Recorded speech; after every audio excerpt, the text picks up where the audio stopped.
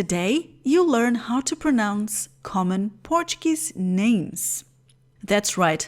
Are you unsure how to pronounce certain names? Now's the time to learn them. This is also a good way to practice pronunciation, so be sure to repeat them out loud.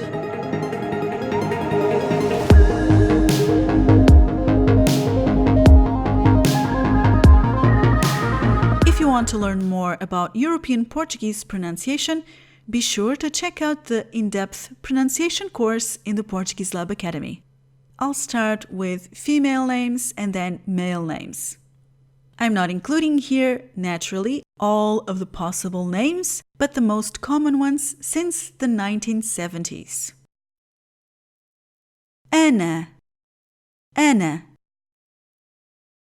Andreia, Andreia. Beatriz, Beatriz. Carla, Carla. Carolina, Carolina. Catarina, Catarina. Kátia, Kátia. Cláudia, Cláudia. Diana, Diana. Filipa, Filipa. Filomena, Filomena. Francisca, Francisca. Inês, Inês. Joana, Joana. Leonor, Leonor. Margarida, Margarida. Maria, Maria. Mariana, Mariana. Matilde, Matilde. Patrícia, Patrícia. Paula, Paula. Sandra, Sandra. Sara, Sara. Sílvia, Sílvia. Sofia, Sofia. Sônia, Sônia. Susana, Susana. Tânia, Tânia.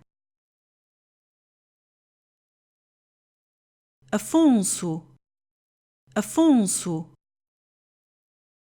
André, André. Antônio, Antônio.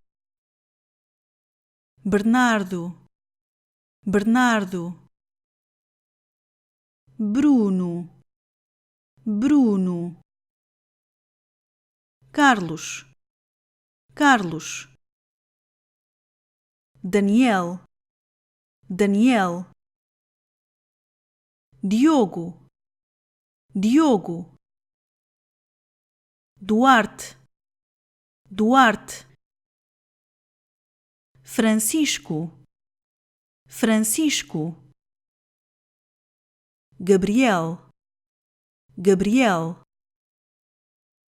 Gonçalo, Gonçalo.